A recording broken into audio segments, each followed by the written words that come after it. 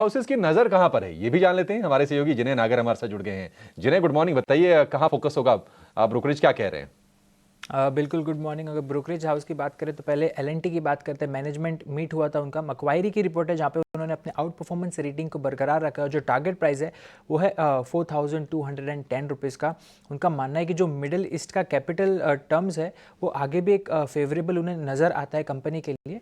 और domestic central capex वो expected है कि H2 में पिकअप करेगा। H1 में थोड़ा स्लो दिखा जनरल इलेक्शंस और दूसरे कारणों की वजह से, बट H2 में उसमें पिकअप की एक्सपेक्टेशंस लगाई जा रही है।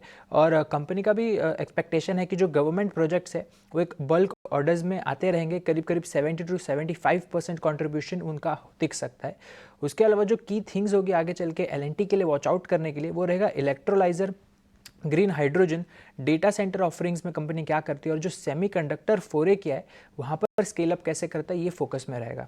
इसके अलावा डिलीवरी, इस पे एक और नोट है मक्वायरी का, जहाँ पे उन्होंने आउट परफॉर्मेंस रेटिंग मेंटेन किया और इसका जो टारगेट प्राइस है वो है 460 रुपीज़ का। उनका मानना है कि कंपनी आगे चलकर मार्केट शेयर ड्राइव करेगी बेसिकली प्राइसिंग एक्शन के द्वारा।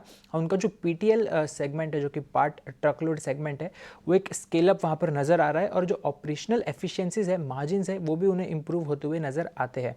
इसके अलावा उनका मानना है कि कंपनी काफ़ी अच्छे वेल प्लेस्ड है पूरे कंसोलिडेशन मार्केट में, अपना ई कॉमर्स लॉजिस्टिक्स बिजनेस में भी।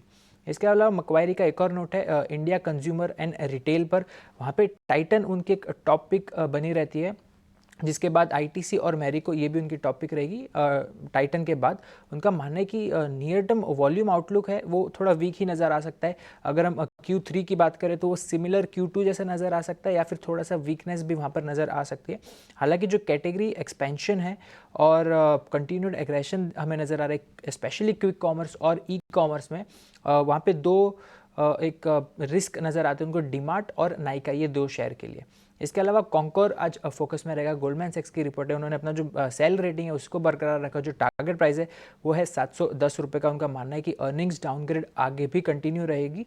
बेसिकली जो रेल कंटेनर ट्रैफिक है वहाँ पे एक वीकनेस नज़र आ रही है। उनका मानना है कि जो टोटल कंसेंसस अर्निंग्स था कंपनी ने 7% से वो टारगेट को मिस किया है। और मार्केट कंडीशंस है वो कंपटीशन भी वहाँ पर राइज हो रहा है, तो जिसके चलते उनको एक अडानी पोर्ट्स एक प्रेफरेबल काउंटर नज़र आता है। और कॉन्कोर पे एक सेल रेटिंग बरकरार। ठीक है, जिन्हें बहुत शुक्रिया। तो ये कुछ शेयर्स फोकस में रहेंगे। मैक्वारी की रिपोर्ट आई है बड़े क्रूशियल स्टॉक्स पर। डिलीवरी में हमने हाल फिलहाल तेजी देखी है। डिलीवरी को लेकर रिपोर्ट है, लक्ष्य 460 रुपए का। एलएनटी का शेयर लगातार मजबूत हो रहा है, अब लक्ष्य 4210 रुपए का दिया है मैक्वारी ने। तो ये शेयर फोकस में रहेंगे। और कंज्यूमर लाइफस्टाइल को लेकर भी मैक्वारी की रिपोर्ट है। थोड़ा सा सेंटिमेंट डामाडोल है कंजम्पशन वाले शेयर को लेकर, लेकिन आईटीसी, मैरिको और टाइटन को प्रेफर्ड पिक बताया है मैक्वारी ने, तो ये शेयर भी फोकस में रहेंगे।